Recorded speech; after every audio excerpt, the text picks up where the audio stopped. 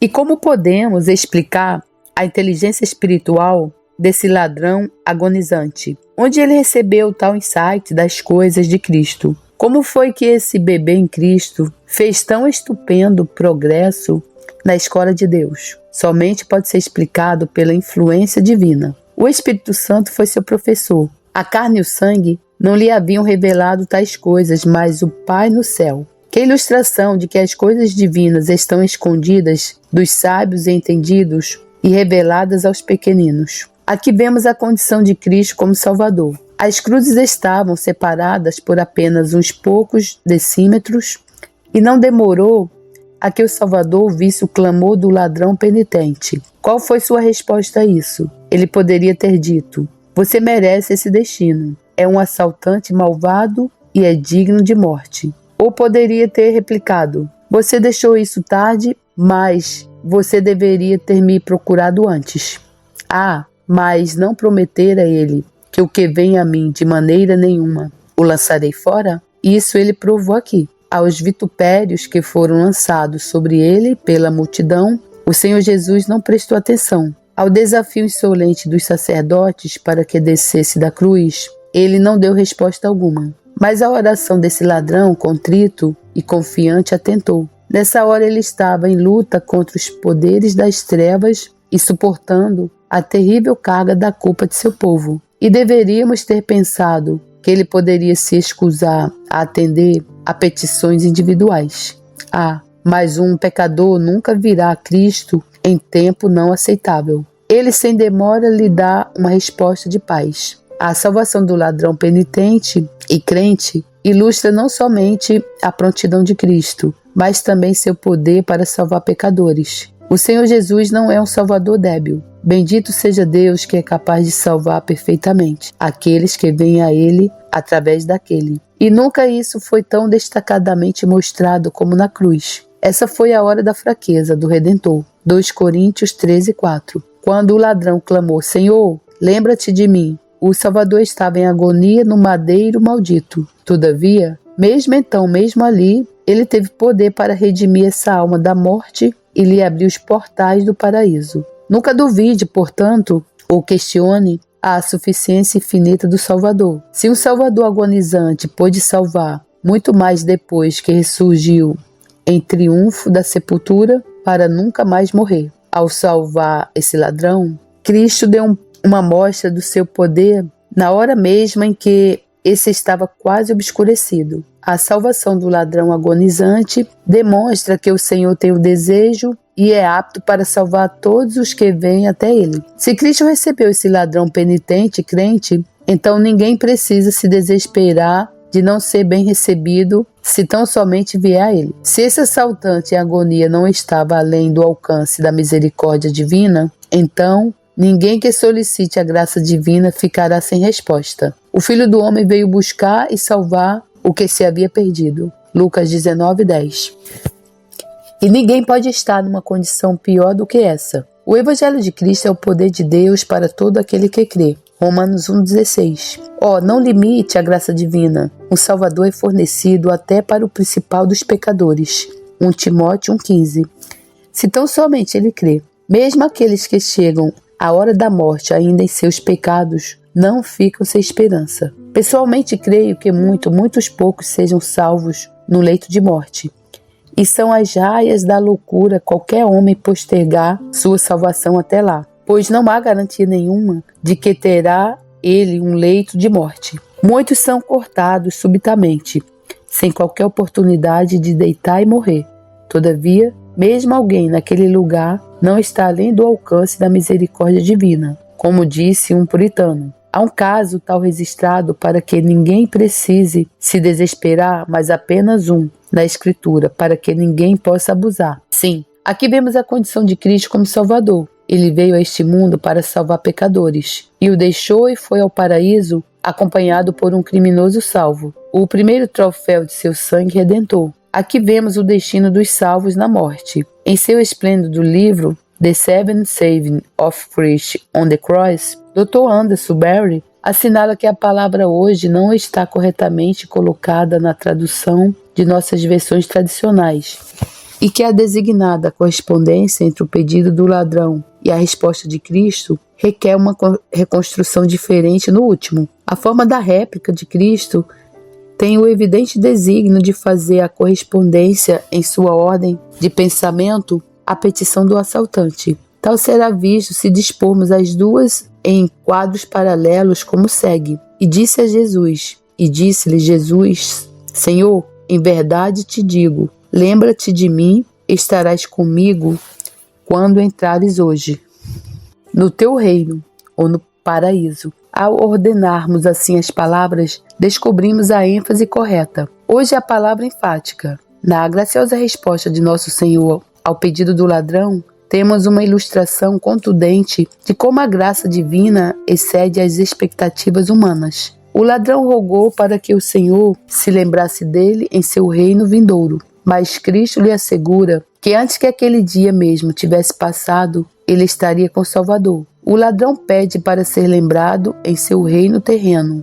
mas Cristo assegura a ele um lugar no paraíso. O ladrão simplesmente pede para ser lembrado, mas o Salvador declarou que deveria estar com ele. Assim Deus faz abundantemente além daquilo que pedimos ou pensamos. Não somente a resposta de Cristo significa a sobrevivência da alma após a morte do corpo, mas nos diz que o crente está com ele durante o intervalo que faz a divisão entre a morte e a ressurreição. Para tornar isso mais enfático, Cristo precedeu sua promessa com as solenes, mas seguras palavras, em verdade te digo. Foi essa perspectiva de ir para Cristo depois da morte que animou o mártir Estevão em sua última hora. E em consequência, ele de fato bradou, Senhor Jesus, recebe o meu espírito. Atos 7,59.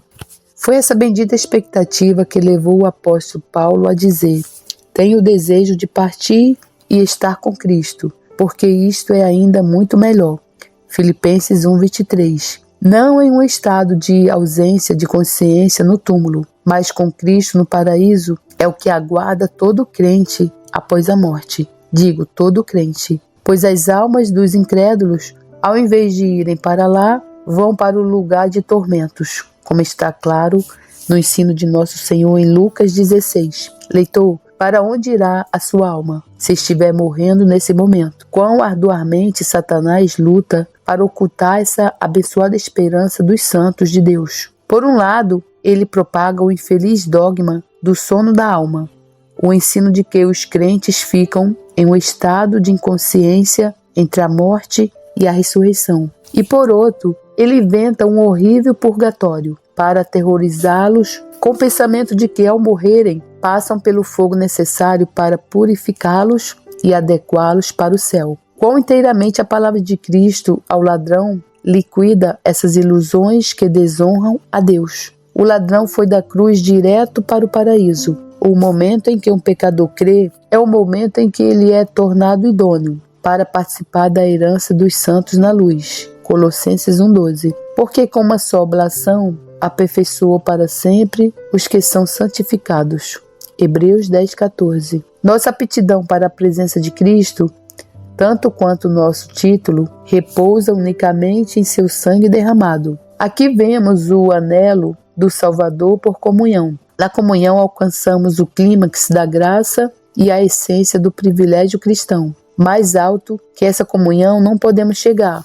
Deus nos chamou para a comunhão de seu Filho. 1 Coríntios 1,9. Frequentemente se nos diz que somos salvos para servir. E isso é verdade, mas é somente parte dessa, e de modo nenhum, a mais maravilhosa e abençoada. Somos salvos para a comunhão. Deus tinha inumeráveis servos antes que Cristo viesse aqui para morrer. Os anjos sempre cumpriram suas ordens. Ele veio primeiramente não para se assegurar de servos, mas daqueles que deveriam entrar em comunhão com ele. O que torna o céu superlativamente atraente no coração do santo não é o fato de ser um lugar onde seremos libertos de toda tristeza e sofrimento, de ser onde encontraremos outra vez aqueles que amamos no Senhor, nem por suas ruas de ouro, portas de pérolas e muros de jaspe. Não, benditas coisas são essas, mas o céu, sem Cristo, não seria céu. É Cristo que o coração do crente anseia e almeja. Quem tenho eu no céu senão a ti? E na terra não há quem eu deseje além de ti. Salmo 73, 25. E a mais surpreendente coisa é que o céu não será céu para Cristo no sentido mais elevado, até que seus remidos estejam reunidos em torno dele. É por seus santos que seu coração deseja ardentemente. Vir outra vez e receber-nos para si mesmo é a jubilosa expectativa posta perante ele, não até que veja o trabalho de sua alma e fique totalmente satisfeito. Esses são os pensamentos sugeridos e confirmados pelas palavras do Senhor Jesus ao ladrão agonizante. Senhor, lembra-te de mim. Fora seu clamor, e qual foi a resposta? Repare cuidadosamente nela. Houvesse Cristo simplesmente dito, em verdade te digo que hoje estarás no paraíso. Isso teria cessado os temores do ladrão. Sim, mas isso não satisfaz ao Salvador. Aquele sobre o qual seu coração estava firmado era o fato de que naquele mesmo dia, uma alma salva por seu precioso sangue deveria estar com ele no paraíso. Dizemos outra vez, esse é o clímax da graça e a essência da bênção cristã. Disse o apóstolo que tinha o desejo de partir e estar com Cristo. Filipenses 1, 23. E novamente ele escreveu, ausentes deste corpo. Livres de toda dor e cuidado? Não. Ausentes do corpo. Transladados à glória? Não. Ausentes deste corpo. Presentes com o Senhor. 2 Coríntios 5, 8. Assim também com Cristo. Disse ele, na casa de meu pai há muitas moradas. Se não fosse assim, eu vou-lo teria dito, vou preparar-vos lugar. Todavia, ao acrescentar, virei outra vez, não diz, e conduzir-vos-ei à casa do Pai, ou levar-vos-ei ao lugar que tenho preparado a vós. Mas virei outra vez e vos tomarei para mim mesmo. João 14, 2, 3. Estar para sempre com o Senhor. 1 Tessalonicenses 4,17. É a meta de todas as nossas esperanças. Ter-nos para sempre consigo, ao que ele anseia com ardente e alegre expectativa. Estarás comigo no paraíso. 3. A palavra de afeição. E junto à cruz de Jesus estava sua mãe, e a irmã de sua mãe, Maria de Cleófas, e Maria Madalena. Ora, Jesus vendo ali sua mãe, e que o discípulo, a quem ela amava, estava presente, disse à sua mãe, mulher, eis aí o teu filho. João 19, 25, 26. E junto à cruz de Jesus estava sua mãe. João 19, 25. Como seu filho, Maria estava familiarizada com o sofrimento. Desde o princípio somos informados. E entrando o anjo onde ela estava, disse, salve agraciada, o Senhor é contigo. Bendita és tu entre as mulheres. E vendo ela, turbou-se muito com aquelas palavras e considerava que saudação seria esta. Lucas 1, 28, 29. Isso foi apenas o prenúncio de muitas perturbações. Gabriel tinha vindo lhe anunciar o fato da concepção milagrosa, e um momento de reflexão nos mostrará que não foi coisa fácil para Maria o se tornar a mãe do nosso Senhor dessa forma misteriosa e sem precedentes. Sem dúvida, isso trouxe mais tarde grande honra, mas também não pouco perigo no presente para a reputação de Maria, e não pouca prova para a sua fé. É belo observar a sua quieta submissão à vontade divina.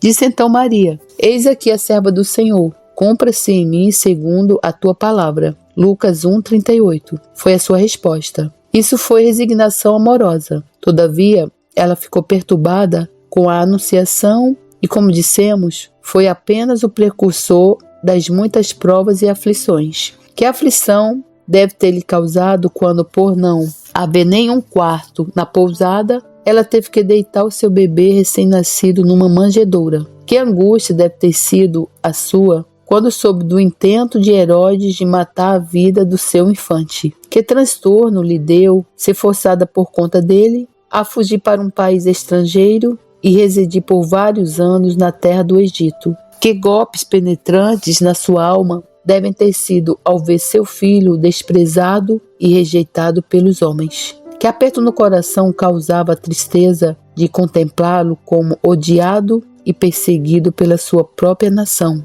E quem pode estimar o que ela experimentou enquanto permanecia ali ao pé da cruz? Se Cristo foi o homem de dores, não foi ela a mulher de dores? e junto à cruz de Jesus estava sua mãe. João 19, 25. Aqui vemos o cumprimento da profecia de Simeão. De acordo com as exigências da lei de Moisés, os pais do menino Jesus trouxeram-no ao templo para apresentá-lo ao Senhor. Então aconteceu que o velho Simeão, que esperava pela consolação de Israel, o tomou em seus braços e bendisse a Deus, depois de dizer: Agora, Senhor, podes despedir em paz o teu servo, segundo a tua palavra, pois já os meus olhos viram a tua salvação, a qual tu preparaste perante a face de todos os povos, luz para alumiar as nações e para a glória de teu povo Israel. Lucas 2, 29 e 32. Ele se voltou para Maria e disse: Eis que este é posto para queda e elevação de muitos em Israel, e para sinal que é contraditado. E uma espada transpassará também a tua própria alma, para que se manifestem os pensamentos de muitos corações. Lucas 2, 34 e 35. Que estranha palavra é essa?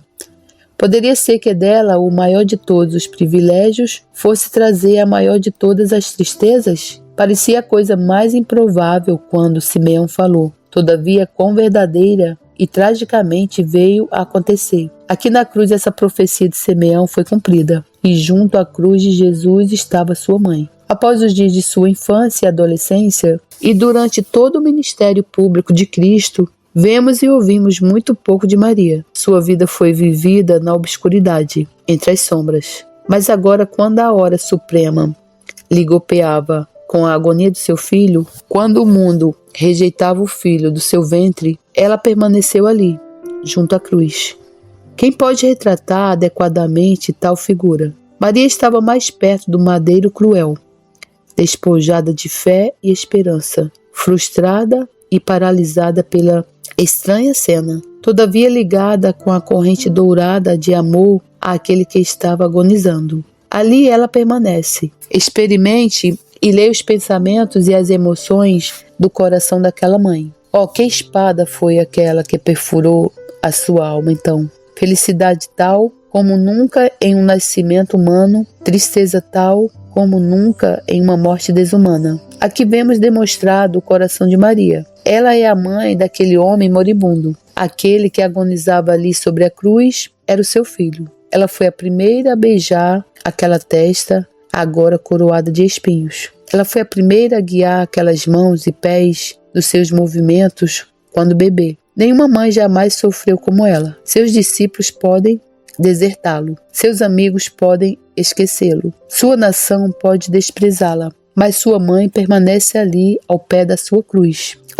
Quem pode sondar ou analisar o coração da mãe? Quem pode mensurar aquelas horas de tristeza e sofrimento à medida que a espada atravessava lentamente a alma de Maria? Não houve nenhum pranto histérico ou efusivo. Não houve nenhuma demonstração de fraqueza feminina. Nenhum clamor violento, vindo de uma angústia incontrolável. Nenhum desmaio. Palavra alguma de seus lábios ficou registrada por nenhum dos 4 evangelistas. Ela aparentemente sofreu em vigoroso silêncio. Todavia sua tristeza não foi menos real e aguda. Águas silenciosas penetram fundo.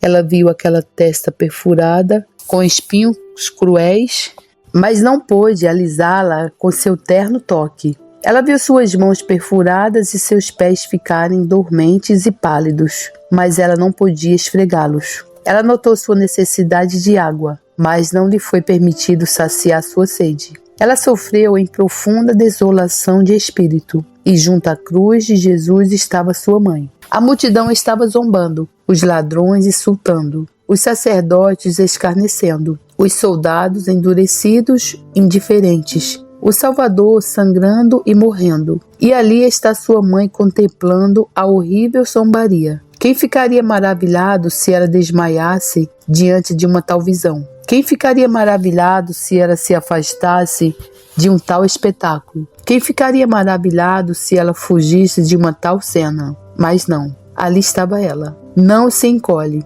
não desmaia, e nem mesmo desaba ao chão em sua dor. Ela permaneceu de pé. Sua ação e atitude são singulares. Em todos os anais da história da nossa raça, não há nenhum paralelo. Que coragem transcendente! Ela permaneceu junto à cruz de Jesus.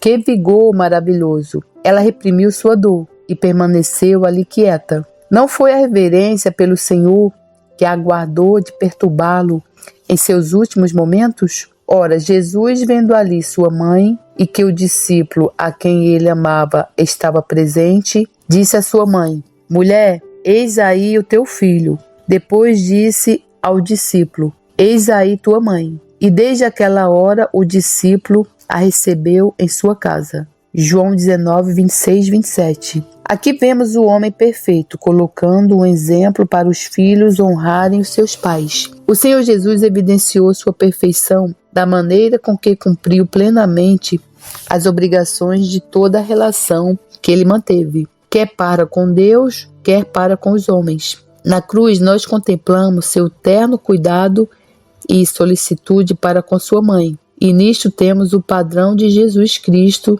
apresentado a todos os filhos para que eles o imitem, ensinando-lhes como se portarem para com seus pais de acordo com as leis da natureza e da graça.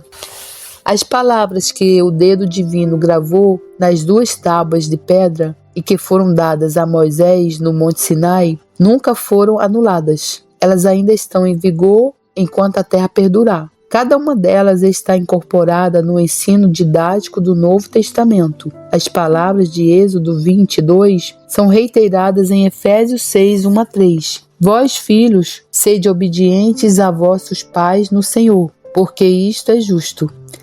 Honra teu pai e a tua mãe, que é o primeiro mandamento com promessa, para que te vá bem e vivas muito tempo sobre a terra. O mandamento para os filhos honrarem os seus pais vai muito além de uma mera obediência a essa vontade expressa, embora certamente inclua essa. Ele envolve amor e afeição, gratidão e respeito. Com frequência se pensa que esse 5º mandamento é dirigido aos jovens somente. Nada pode estar mais longe da verdade. Inquestionavelmente, ele se dirige a eles em primeiro lugar, pois na ordem da natureza os filhos são sempre primeiramente jovens. Mas concluir que tal mandamento perca força quando a infância é deixada para trás é não entender pelo menos metade do seu significado profundo. Como sugerido, a palavra honra vai além de obediência, embora essa seja seu sentido principal. No curso do tempo, os filhos crescem até alcançar a virilidade, que é a idade de plena responsabilidade pessoal. A idade quando eles não mais estão debaixo do controle dos seus pais. Todavia, as suas obrigações não cessaram. Eles devem aos seus pais um débito que eles nunca podem se desobrigar plenamente. O mínimo dos mínimos que podem fazer é manter os seus pais em alta estima, colocá-los no lugar de superioridade e reverenciá-los. No exemplo perfeito encontramos tanto obediência como estima manifestadas. O fato de que o último Adão não veio a este mundo como o primeiro Adão, em plena posse das glórias distintivas da humanidade, totalmente desenvolvida em corpo e mente, mas como um bebê, tendo que passar por todo o período da infância. É um fato de tremenda importância e valor, pela luz que ele lança sobre o 5º mandamento. Durante seus primeiros anos, o menino Jesus estava sob o controle de Maria, sua mãe, e de José, seu pai legal. Isso é belamente demonstrado no 2º capítulo de Lucas. Quando chegou aos 12 anos, Jesus foi levado por eles até Jerusalém para a festa da Páscoa. O retrato apresentado é profundamente sugestivo se a devida atenção lhe for dada. No final da festa, José e Maria partem para Nazaré, acompanhados pelos seus amigos e supondo que Jesus estivesse com eles. Mas, pelo contrário, ele tinha permanecido na cidade real. Após um dia de jornada, sua ausência foi descoberta. Imediatamente eles voltaram para Jerusalém e ali o encontraram no templo. Sua mãe o interroga assim. Quando os pais viram o menino, também ficaram admirados. E a sua mãe lhe disse: Meu filho, por que foi que você fez isso conosco? O seu pai e eu estávamos muito aflitos procurando você. Lucas 2:48. O fato de que ela o buscara aflita implica fortemente que ele quase nunca havia estado fora da esfera imediata da influência dela. Não encontrá-lo por perto foi para ela uma nova e estranha experiência. E o fato de que ela, assistida por José, o buscou aflita, revela a bela relação existente entre eles no lar em Nazaré. A resposta que Jesus deu à sua pergunta, quando corretamente entendida, também revela a honra que tinha por sua mãe. Estamos bem de acordo com o Dr. Campbell Morgan de que Cristo não a repreendeu aqui. Em grande medida, trata-se de uma questão de achar a ênfase correta. Não sabeis, como o expositor anteriormente mencionado bem o diz. É como se ele tivesse dito: mãe, certamente você me conhece bem o suficiente para saber que nada pode me deter, senão os negócios do Pai. A sequência é igualmente bela, pois lemos: e desceu com eles e foi para Nazaré, e era-lhes sujeito. Lucas 2,51. E assim por todo o tempo o Cristo de Deus deu o exemplo para os filhos obedecerem aos seus pais. Mas há mais. Aconteceu com Cristo o mesmo que nos sucede. Os anos de obediência a Maria e José terminaram, mas não os anos de honra. Nas últimas e terríveis horas de sua vida humana, no meio dos sofrimentos infinitos da cruz, o Senhor Jesus pensou naquela que o amava e a quem ele amava. Ele pensou na sua necessidade presente e proveu para a sua necessidade futura, encomendando-a aos cuidados daquele discípulo que mais profundamente entendeu seu amor. Seu pensamento em Maria naquela hora e a honra que ele lhe deu foi uma das manifestações de sua vitória sobre a dor. Talvez se requeira uma palavra com relação à forma com que nosso Senhor se dirige à sua mãe. Mulher, até onde os registros dos 4 evangelhos vão, nunca ele a chamou de sua mãe. Para nós que vivemos hoje, a razão para isso não é difícil de ser discernida. Olhando para os séculos vindouros com previsão onisciente e vendo o horrível sistema de mariolatria tão logo sendo erigido, ele se refreou de usar uma palavra que de alguma forma sustentasse essa idolatria. A idolatria de prestar a Maria a veneração que só a seu filho é devida. A idolatria de adorá-la como sendo a mãe de Deus, uma mulher santa. Isso é pecado, como está nas Escrituras. Amar somente a Deus, não se postar diante de imagens, é um pecado. E Deus abomina a idolatria. Por 2 vezes nos registros dos evangelhos, encontramos sim nosso Senhor se dirigindo a Maria como mulher. E é mais digno de nota que ambas se encontram no evangelho de João, o qual, como bem sabido, apresenta a deidade de nosso Salvador. Os sinóticos o expõem em suas relações humanas. Tal não se dá com o 4º evangelho. O de João apresenta Cristo como o Filho de Deus e, como tal, acima de todas as relações humanas. E daí a perfeita consonância de mostrar o Senhor Jesus aqui se dirigindo a Maria como mulher. O ato de nosso Senhor na cruz, encomendando-a aos cuidados de seu amado apóstolo, é mais bem entendido à luz da viuvez de sua mãe. Ainda que os evangelhos não resistem especificamente à sua morte, há poucas dúvidas de que José morrera antes do tempo em que o Senhor Jesus começou seu ministério público. Nada é informado sobre o marido dela após o incidente relatado em Lucas 2, quando Jesus era um menino de 12 anos. Em João 2, Maria é vista nas bodas de Caná, mas não se fala nada sobre se José estava presente. Foi em vista da viuvez de Maria, portanto, e também do fato de que o tempo agora chegara, quando não mais seria um conforto para ela com sua presença corporal, que seu amoroso cuidado é manifestado. Permita-me apenas uma breve palavra de exortação. Provavelmente tais linhas poderão ser lidas por várias pessoas adultas que ainda têm pais e mães vivos. Como você está tratando deles? Está verdadeiramente honrando-os? Esse exemplo de Cristo na cruz não o deixa envergonhado? Pode ser que você seja jovem e vigoroso, e seus pais de cabelos grisalhos e doentes, mas diz o Espírito Santo: não desprezes a tua mãe, quando vier a envelhecer. Provérbios 23, 22. Pode ser que você seja rico, e eles pobres.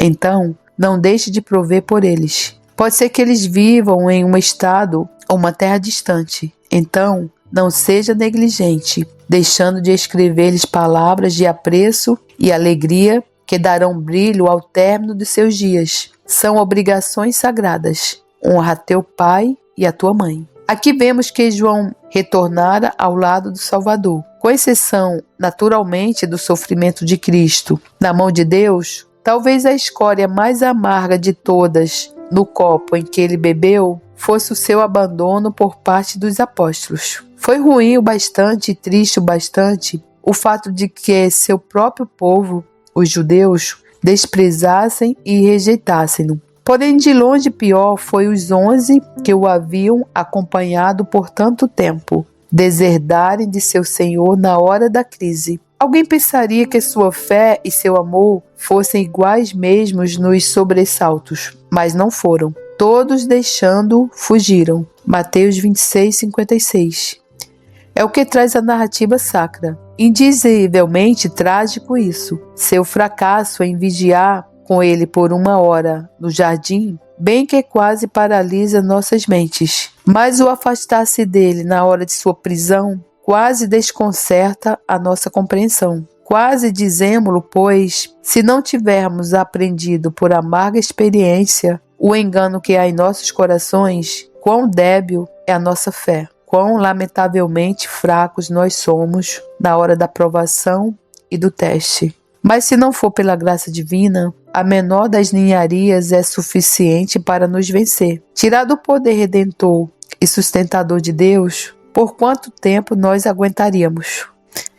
O Senhor Jesus havia solenemente avisado a esses discípulos de sua covardia próxima. Então Jesus lhes disse: todos vós esta noite vos escandalizareis em mim, porque está escrito: ferirei o pastor, e as ovelhas do rebanho se dispersarão. Mateus 26, 31. E não apenas Pedro, mas todos os apóstolos afirmaram sua determinação de ficar ao lado dele. Disse-lhe Pedro: ainda que me seja mister morrer contigo, não te negarei. E todos os discípulos disseram o mesmo. Mateus 26, 35. Entretanto, sua palavra se provou verdadeira, e eles todos desertaram dele de modo desprezível. E como isso refletia sobre sua glória? Pela fuga pecaminosa, eles expuseram o Senhor Jesus ao desprezo e troças dos seus inimigos. É por causa disso que lemos: o sumo sacerdote interrogou Jesus acerca dos seus discípulos. João 18, 19. Nem é preciso complementar a frase. Sem dúvida, Caifás o inquiriu sobre quantos discípulos ele tivera e o que era feito deles agora. E qual foi a razão por que abandonaram seu mestre e o deixaram se arranjar sozinho quando surgiu o perigo? Mas observe que para essa questão o Salvador não deu resposta alguma. Ele não os acusaria ao inimigo comum, ainda que eles tivessem desertado dele. Eles o abandonaram porque ficaram ofendidos por causa dele. Todos vós ficareis ofendidos por causa de mim esta noite. Mateus 26, 31. A palavra grega aqui traduzida por ofendido pode bem ser vertida escandalizado. Ficaram com vergonha de serem achados em sua companhia. Eles julgaram não ser mais seguro permanecer com ele. Como ele se entregou, consideraram aconselhável se prevenir o quanto pudessem e em algum lugar ou outro se refugiassem da presente tempestade que se abatera sobre ele. Isso forma o lado humano. Da parte divina, o abandono de Cristo por eles era devido à suspensão da graça preservadora e sustentadora de Deus. Eles não estavam acostumados a abandoná-lo. Nunca o fariam mais tarde. Jamais teriam agido assim nesse momento se tivesse havido influências de poder, zelo e amor vindas do céu sobre eles. Mas então como poderia Cristo ter carregado o fado e a cólera daquele dia? Como deveria ele ter pisado o lagar sozinho? Como deveriam suas dores ter ficado sem lenitivo se eles houvessem aderido fielmente a ele? Não o deve ser. Cristo não deve ter o menor alívio ou conforto de qualquer criatura. E por essa razão, para que ele pudesse ser deixado sozinho com a ira de Deus e do homem, o Senhor por um tempo retém suas influências revigorantes deles. E então, como Sansão, quando teve cortado os cachos de sua cabeleira, ficaram tão fracos como os outros homens. Fortalecei-vos no Senhor e na força do seu poder, diz o apóstolo. Se tal é retido, nossos desígnios e resoluções se derretem diante da tentação, como a neve diante do sol. Todavia, observe que a covardia e a infelicidade dos apóstolos foi apenas temporária. Mais tarde, eles o buscaram no lugar assinalado na Galileia, Mateus 28:16. Mas não é motivo de regozijo saber que um dos 11 procurou sim a ele antes de sua ressurreição. Triunfante do túmulo? Sim, foi procurado enquanto ainda pendia na cruz de vergonha. E quem se poderia supor que fosse? Qual do pequeno grupo dos apóstolos deve demonstrar a superioridade de seu amor? Mesmo se a narrativa sagrada houvesse ocultado sua identidade, não teria sido algo difícil fornecer seu nome. O fato ora considerado na Escritura mostra-nos João ao pé da cruz, e é uma testemunha silenciosa, porém suficiente, da divina inspiração da Bíblia. É uma daquelas harmonias não intencionadas da palavra que atesta a origem sobre-humana das Escrituras. Não há indicação alguma que qualquer outro dos 11 estivesse ao redor da cruz, mas o leitor atento esperaria achar ali o discípulo a quem Jesus amava. E lá estava ele. João retornara ao lado do Salvador, e ali recebe dele uma bendita comissão. Quão natural e quão perfeita é a silenciosa harmonia das Escrituras. Os 7 brados do Salvador sobre a cruz, por Arthur W. Pink. E agora, mais uma vez, uma breve palavra de exortação. Alguém que lê estas linhas que esteja se apartando do lado do Salvador, que não mais esteja desfrutando da doce comunhão com ele, que em uma palavra esteja desviado, talvez na hora da prova você o tenha negado, talvez na hora do teste você falhou. Você pensa mais nos seus próprios interesses que nos dele. A honra do nome dele, que você porta, foi perdida de vista. Que a flecha da convicção agora entre em sua consciência. Possa a divina graça enternecer o seu coração. Possa o poder de Deus trazê-lo de volta a Cristo, onde somente sua alma pode encontrar satisfação e paz. Aqui há encorajamento para você. Cristo não repreendeu João por retornar. Antes, sua maravilhosa graça concedeu-lhe um inefável privilégio. Cesse então de suas perambulações e volte imediatamente a Cristo, e ele o saudará com uma palavra de boas-vindas e de alegria. E quem sabe se ele não tem uma honrosa comissão aguardando por você. Aqui descobrimos uma ilustração da prudência de Cristo. Já vimos como o ato de Cristo em encomendar Maria às mãos de seu discípulo João foi uma expressão de seu terno amor e de sua presciência. Pois João, se encarregar da mãe viúva do Salvador, foi uma abençoada comissão e, contudo, um legado precioso. Quando Cristo lhe disse, eis aí a tua mãe, foi como se tivesse dito, seja ela para ti como tua própria mãe. Seja teu amor por mim agora manifestado em teu terno cuidado por ela. Porém, havia muito mais do que isso por trás desse ato de Cristo. Outrora já fora predito que o Senhor Jesus deveria agir sábia e discretamente. Por meio de Isaías, Deus dissera, eis que o meu servo operará com prudência. Isaías 52:13.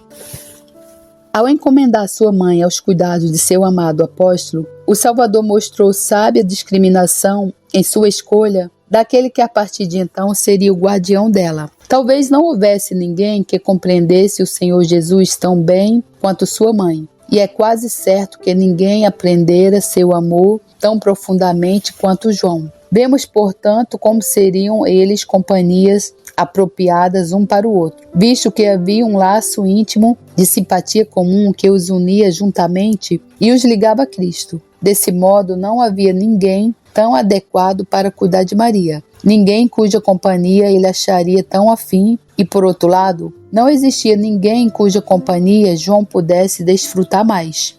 Além disso, deve-se ter na mente que uma obra maravilhosa e honrosa estava esperando por João. Anos mais tarde, o Senhor Jesus foi revelar a si próprio ao apóstolo no glorioso Apocalipse. Como então ele melhor poderia se habilitar para tal, senão estando constantemente com ela, que viver em estreita intimidade e comunicação com o Salvador durante os 30 anos que ele tinha esperado para dar início ao seu trabalho. Podemos, portanto, ver como era de significativa propriedade que esses dois, Maria e João, fossem trazidos para junto do outro. Admira então a prudência da eleição por Cristo de um lar para Maria, e ao mesmo tempo provendo uma companhia para o discípulo a quem ele amava, que poderia ter uma bendita companhia espiritual. Antes de passarmos para o nosso próximo ponto, podemos fazer uma observação de que esse recolhimento de Maria à casa de João traz luz a um incidente registrado no próximo capítulo do Evangelho escrito por ele. Em João 20, se nos informa da visita de Pedro e João ao sepulcro vazio. João ultrapassou seu companheiro e chegou primeiro ao túmulo, mas não entrou. Pedro, como era de sua característica, adentra o sepulcro e nota a ordenada disposição das roupas. Então entra João e vê e crê, pois até esse tempo a fé deles não tinha apanhado o sentido das promessas da ressurreição de Cristo. Consequente com a crença de João, lemos: e os discípulos voltaram assim para os seus lares. João 20:10. Não nos é dito porque deles assim agirem, mas à vista de João 19:27, a explicação fica óbvia. Ali se nos conta que desde aquela hora o discípulo a recebeu em sua casa. E agora que fica sabendo que o Salvador ressurgira dentre os mortos, e se apressa para casa para dizer a ela as boas novas. Quem mais do que ela regozijar-se-ia ante essas notícias alvissareiras? Esse é um outro exemplo da harmonia silenciosa e escondida da Escritura. Aqui vemos que as relações espirituais não devem ignorar as responsabilidades naturais. O Senhor Jesus estava morrendo como Salvador para os pecadores. Ele estava comprometido com a mais importante e estupenda incumbência que esta terra jamais testemunhou ou testemunhará. Ele estava a ponto de oferecer satisfação à justiça divina ultrajada. Ele estava para fazer aquela obra pela qual o mundo fora feito, pela qual a raça humana fora criada, pela qual todas as eras aguardaram e pela qual ele, o Verbo eterno, se encarnara. Entretanto, ele não passou por cima das responsabilidades dos laços naturais. Ele não deixou de fazer provisão àquela que, de acordo com a carne, era sua mãe. Há aqui uma lição a qual muitos precisam levar a sério nos dias correntes. Nenhuma obrigação, nenhuma obra, por importante que seja, pode nos servir de escusa para deixarmos as obrigações de natureza de cuidar daqueles por quem temos deveres de sangue, aqueles que partem como missionários para labutar em terras pagãs e que deixam para trás seus filhos, ou que os enviam de volta à terra natal para serem cuidados por estranhos, não estão seguindo os passos do Salvador. Aquelas mulheres que passam a maior parte de seu tempo em reuniões públicas, ainda que sejam de cunho religioso na igreja, ou que descem às favelas para ministrar aos pobres e necessitados, negligenciando sua própria família em casa, só estão trazendo vitupério ao nome e à causa de Cristo. Tais homens, mesmo que estejam à frente da obra de Cristo, que estão tão ocupados pregando e ensinando, que não têm tempo algum para cumprir as obrigações por ele devidas às suas próprias esposas e filhos, precisam estudar e praticar o princípio exemplificado aqui por Cristo na cruz. Aqui vemos uma necessidade unifical exemplificada. Quão diferente é a Maria da Escritura da Maria da superstição. Ela não era nenhuma Madonna altiva, mas uma membro da raça caída como cada um de nós. Uma pecadora tanto por natureza quanto por prática. Antes do nascimento de Cristo, ela declarou: a minha alma engrandece ao Senhor, e o meu espírito se alegra em Deus, meu Salvador. Lucas 1, 46 e 47. E agora, na morte do Senhor Jesus, ela é encontrada perante a cruz. A palavra de Deus não apresenta a mãe de Jesus como a rainha dos anjos adornada com diadema ou a rainha do céu, mas como alguém que se deleitava em um Salvador. É verdade que ela é bendita entre, não acima de, as mulheres, e isso em virtude da elevada honra de ser a mãe do Redentor. Todavia, ela era humana, um membro real de nossa raça caída, uma pecadora que precisava de um Salvador.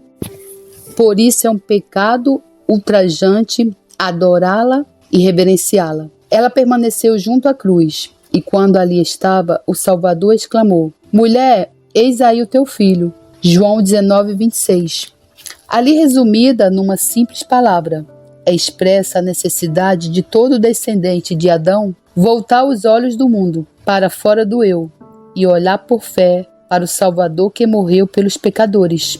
Ali está o divino epítome do caminho da salvação, libertação da ira vindoura, perdão dos pecados, aceitação por parte de Deus. Tudo isso é obtido não por feito meritório, não por boas obras, não por ordenanças religiosas. Não a salvação vem por contemplar. Eis o Cordeiro de Deus que tira o pecado do mundo. Assim como os israelitas mordidos pelas serpentes no deserto foram curados por um olhar para o que Jeová designou que fosse o objeto da fé deles, também hoje a redenção da culpa e do poder do pecado, a libertação da maldição da lei quebrada e do cativeiro de Satanás, deve ser encontrada somente pela fé no nosso Senhor Jesus Cristo. E como Moisés levantou a serpente no deserto, assim importa que o Filho do Homem seja levantado para que todo aquele que nele crê não pereça, mas tenha a vida eterna. João 3, 14 e 15. A vida em um olhar. Leitor, você já contemplou desse modo aquele divino sofredor? Você o viu morrendo na cruz, o justo pelo injusto, para que pudesse nos trazer para Deus? Maria, mãe de Cristo, precisava contemplá-lo. E assim é com você. Olhe então, olhe para Cristo e serás salvo.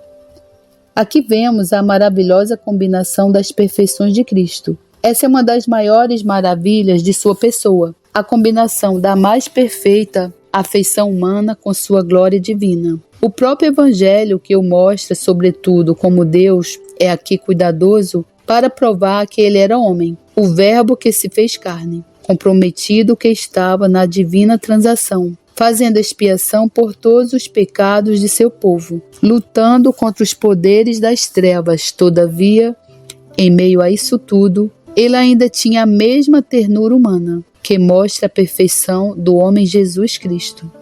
Esse cuidado por sua mãe na hora da morte era característico de toda a sua conduta. Tudo era natural e perfeito. A simplicidade não estudada dele é mais notada. Não havia nada pomposo ou faustoso. Muitas das suas mais poderosas obras foram feitas no caminho, na cabana ou entre um pequeno grupo de sofredores. Muitas de suas palavras, que ainda hoje são insondáveis e inexauríveis em sua riqueza de significação, foram proferidas quase que casualmente enquanto caminhava com alguns amigos. Assim o foi na cruz. Ele estava executando aquela mais poderosa obra de toda a história. Ele estava comprometido em realizar aquela que faz com que, em comparação, a criação do mundo se esmaeça em total insignificância. Porém, não esquece de fazer provisão para sua mãe. Provisão essa que ele pôde fazer bastante quando estiveram juntos na casa em Nazaré. Corretamente foi dito outrora, seu nome será maravilhoso. Isaías 9:6. Maravilhoso foi em tudo que fez. Maravilhoso foi em todo o relacionamento que ele manteve. Maravilhoso foi em sua pessoa. E maravilhoso foi em sua obra. Maravilhoso foi em vida. E maravilhoso era na morte. Que nos maravilhemos e adoremos. 4. A palavra de angústia. E perto da hora nona exclamou Jesus em alta voz, dizendo: Eli, Eli, lama sabactani. Isto é, Deus meu, por que me desamparaste? Mateus 27:46. Deus meu, por que me desamparaste? Essas são palavras de chocante importância. A crucificação do Senhor da Glória foi o mais extraordinário evento que já aconteceu na Terra.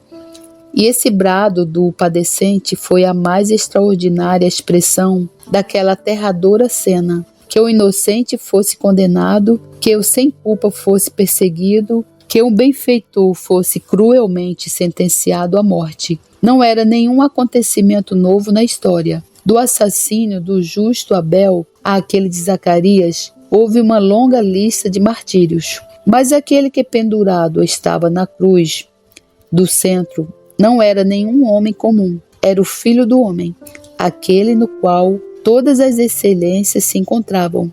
O perfeito. Seu caráter era como sua túnica, tecida toda de alto a baixo, e não tinha costura.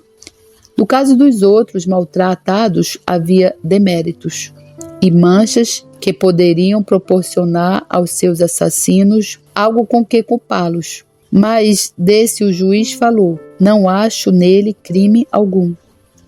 E mais, esse sofredor não era apenas um homem perfeito, mas o Filho de Deus. Todavia não era estranho que o homem quisesse destruir Deus. Disse o nécio no seu coração: não há Deus. Salmos 14:1. Tal é o seu desejo. Mas é estranho que aquele que era Deus manifestado na carne devesse permitir a si mesmo ser assim tratado por seus inimigos. É extremamente estranho que o Pai, que se deleitava nele, cuja própria voz declarara dos céus abertos: este é o meu Filho amado, em quem me comprazo, devesse entregá-lo a uma morte tão vexaminosa. Deus meu, por que me desamparaste? Essas são palavras de estarrecedora miséria. A própria palavra desamparaste é uma das mais trágicas em todas as línguas humanas. O escritor jamais se esquecerá da sensação que teve ao passar uma vez por uma cidade deserta, sem habitante algum, uma cidade desamparada. Que calamidades são conjuradas por tal palavra? Um homem desamparado de seus amigos, uma esposa desamparada de seu marido, uma criança desamparada por seus pais, mais uma criatura desamparada por seu Criador, um homem desamparado de Deus. Oh, isso é mais horrendo de tudo. Esse é o mal dos males. Isso é a calamidade climatérica. Verdade, os homens caídos em sua condição não renovada não o acham. Mas aquele que, pelo menos em certa medida, aprendeu que Deus é a essência de toda a perfeição, a fonte e a meta de toda excelência, cujo clamor é como o servo brama pelas correntes das águas. Assim suspira a minha alma por ti, ó Deus. Salmos 42:1. Prontamente endossará o que acaba de ser dito. O clamor dos santos em todas as eras tem sido: não nos desampare, ó Deus. Pois o Senhor esconder sua face de nós, por um momento que seja, é insuportável. Se isso é verdade quanto aos pecadores regenerados, quão infinitamente mais o é quanto ao Filho amado do Pai. Aquele que estava pendurado no madeiro maldito tinha sido desde toda a eternidade o objeto do amor do Pai. Empregando a linguagem de Provérbios 8, o Salvador padecente era aquele que estava com ele e era seu aluno, que experimentava cada dia as suas delícias. Seu próprio gozo fora contemplar a face do Pai. A presença do Pai fora seu lar, o seio do Pai, o lugar de sua habitação. A glória do Pai ele compartilhara antes que houvesse o mundo. Durante os 33 anos que o Filho estivera na terra, ele desfrutara de comunhão ininterrupta com o Pai. Nunca um pensamento que estivesse fora da harmonia com a mente do Pai, nunca uma volição que não fosse originária da vontade do Pai. Nunca um momento que fosse passado fora de sua presença consciente, o que então deve ter significado estar por ora desamparado por Deus. O ocultamento da face divina dele foi o mais amargo ingrediente daquele copo que o Pai tinha dado ao Redentor para beber. Deus meu, por que me desamparaste? Essas são palavras de inigualável sentimento. Elas marcam o clímax de seus sofrimentos. Os soldados haviam cruelmente zombado dele. Enfeitaram-no com a coroa de espinhos, tinham-no açoitado e esbofeteado. Tinham até chegado a ponto de cuspir nele e arrancar seus cabelos.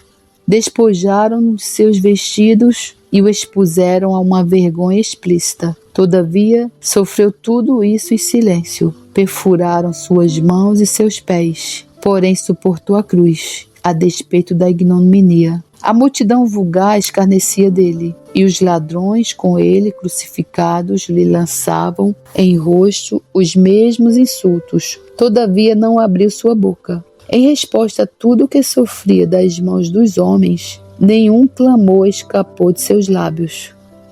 Mas agora, quando a ira concentrada do céu desce sobre si, ele exclama: Deus meu, por que me desamparaste?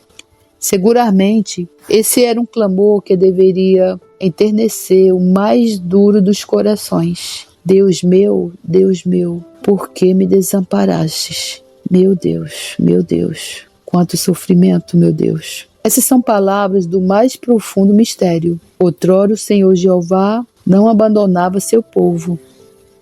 Repetidamente ele foi seu refúgio na tribulação. Quando Israel esteve em cruel servidão, chamou a Deus e ele o ouviu. Quando ficou impotente diante do Mar Vermelho, ele veio em seu auxílio e o livrou de seus inimigos. Quando os 3 hebreus foram lançados dentro da fornalha de fogo, o Senhor esteve com eles. Mas daqui da cruz sobe um clamor mais dolorido e agonizante do que jamais subira da terra do Egito. Entretanto, não houve resposta alguma.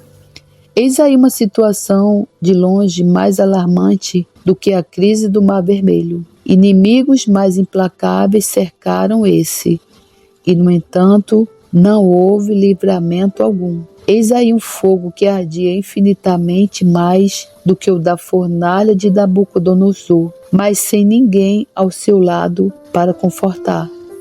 Ele é abandonado por Deus, totalmente abandonado. Não obstante, esse clamor do Salvador padecente é profundamente misterioso. De início clamou: Pai, perdoa-lhes, porque não sabem o que fazem. Isso podemos compreender, pois está em boa conformidade com seu coração compassivo. Outra vez abrira ele sua boca para dizer ao ladrão penitente: Em verdade te digo que hoje estarás comigo no paraíso. Isso também podemos entender bem, pois está totalmente de acordo com sua graça para com os pecadores. Uma vez mais seus lábios se moveram para sua mãe. Mulher, eis aí o teu filho. Para o amado João, eis aí a tua mãe. Isso também podemos apreciar. Porém, na próxima vez em que ele abre sua boca, um brado nos faz ficar sobressaltados e desconcertados. Outrora disse Davi: Nunca vi desamparado o justo. Mas aqui vemos o justo desamparado. Deus meu, por que me desamparaste? Essas são palavras da mais profunda solenidade. Esse foi um clamor que fez a própria terra estremecer e que reverberou por todo o universo. Que mente é suficiente para contemplar essa maravilha das maravilhas? Que mente é capaz de analisar o sentido desse estupendo clamor que rasgou as trevas medonhas? Por que me desamparaste? São palavras que nos conduzem para dentro do Santo dos Santos. Aqui, se é que não o é assim, também em todo lugar. É supremamente conveniente que removamos os sapatos da curiosidade carnal. As especulações são profanas. Podemos apenas nos maravilhar e adorar. Mas embora tais palavras sejam de importância chocante e assustadora miséria, do mais profundo mistério, de singular sentimento e de profunda solenidade, entretanto não somos deixados em ignorância quanto ao significado. Verdade, tal clamor foi profundamente misterioso, todavia é capaz da mais abençoada solução. As Escrituras Sagradas não deixam margem para dúvidas de que tais palavras de inigualável tristeza foram tanto a mais completa manifestação do amor divino e da mostra mais inspiradora de terror da inflexível justiça divina. Possa todo pensamento ser agora trazido cativo a Cristo e nossos corações ficarem devidamente graves enquanto analisamos mais de perto esse quarto pronunciamento do Salvador agonizante. Deus meu, por que me desamparaste? Aqui vemos a enormidade do pecado e o caráter de seu salário. O Senhor Jesus foi crucificado ao meio-dia e, na luz do Calvário, tudo foi revelado em seu verdadeiro caráter. Ali a própria natureza das coisas foi plena e finalmente exibida. A depravação do coração humano, seu ódio por Deus, sua ingratidão abjeta, seu amor às trevas no lugar da luz, sua preferência por um assassino no lugar do príncipe da vida, foi horrivelmente mostrada. O terrível caráter do diabo, sua hostilidade contra Deus, sua insaciável inimizade contra Cristo, seu poder de pôr no coração do homem a traição ao Salvador, foi plenamente exposta. Assim também as perfeições da natureza divina, a inefável santidade de Deus, sua justiça inflexível, sua ira terrível, sua graça sem par, foi de todo conhecida. E ali também foi que o pecado, sua vileza, sua torpeza, sua não sujeição a leis, foi claramente exibido. Aqui nós vemos a horrenda extensão a que o pecado chegará. Em sua primeira manifestação, ele tomou a forma de suicídio, pois Adão destruiu sua própria vida espiritual. Em seguida, vemos em forma de fratricídio, Caim matando seu próprio irmão. Mas na cruz o clímax é atingido, com o deicídio, o homem crucificando o Filho de Deus. Porém, não apenas vemos a hediondez do pecado na cruz, mas ali também descobrimos o caráter de seu horrível pecado. O salário do pecado é a morte.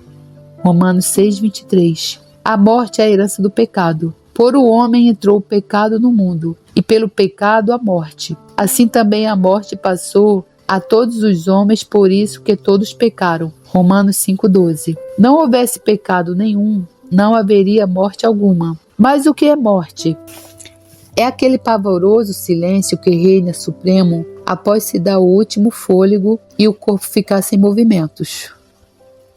É aquela cadavérica palidez que vem sobre a face quando o sangue cessa de circular e os olhos ficam sem expressão? Sim, é isso, mas muito mais. Algo de longe mais patético e trágico do que a dissolução física está contido no termo. O salário do pecado é a morte espiritual. O pecado separa de Deus, que é a fonte de toda a vida. Isso foi manifestado no Éden, antes da queda. Adão desfrutava de bendita companhia com seu Criador, mas na própria véspera daquele dia que marcou a entrada do pecado em nosso mundo, enquanto o Senhor Deus entrava no jardim e sua voz era ouvida por nossos primeiros pais, o culpado escondeu-se entre as árvores do lugar. Não mais poderiam eles gozar de comunhão com ele, que é sempre luz. Antes, ficaram alienados dele. Assim também se deu com Caim. Quando interrogado pelo Senhor, ele disse: da tua face me esconderei. Gênesis 4:14. O pecado exclui da presença de Deus. Essa foi a grande lição ensinada a Israel. O trono de Jeová estava no meio deles, todavia não era mais acessível. Ele habitava entre os querubins no Santo dos Santos, e a esse ninguém poderia chegar, com exceção do sumo sacerdote, e ele apenas um dia por ano, levando sangue consigo. O véu pendurado, tanto no tabernáculo quanto no templo, vedando o acesso ao trono divino, testemunhava o solene fato de que o pecado separa dele. O salário do pecado é a morte, não somente física, mas espiritual, não meramente natural, mas essencialmente morte penal. O que é morte física? É a separação da alma e do espírito do corpo. Assim, a morte penal é a separação da alma e do espírito de Deus. A palavra da verdade fala daquela que vive em prazer, como embora viva, está morta. 1 Timóteo 5,6. Repara ainda como a maravilhosa parábola do filho pródigo ilustra a força do termo morte. Após o retorno do pródigo, o pai disse: esse meu filho estava morto e reviveu. Tinha se perdido e foi achado. Lucas 15:24. Enquanto ele estava na terra longínqua, não havia cessado de existir. Não, ele não estava morto fisicamente, mas espiritualmente. Estava alienado e separado de seu Pai. Agora na cruz, o Senhor Jesus estava recebendo o salário que era devido por seu povo. Ele não tinha pecado algum que fosse seu, pois era o Santo de Deus, mas estava levando nossos pecados em seu próprio corpo no madeiro. 1 Pedro 2:24. Ele tinha tomado o nosso lugar e estava padecendo o justo pelo injusto. Ele estava carregando o castigo que nos traz a paz, e o salário de nossos pecados, o sofrimento e castigo que era devido a nós, era morte. Não meramente física, mas penal, e como dissemos, isso significava separação de Deus. E daí o Salvador ter clamado: Deus meu, por que me desamparaste?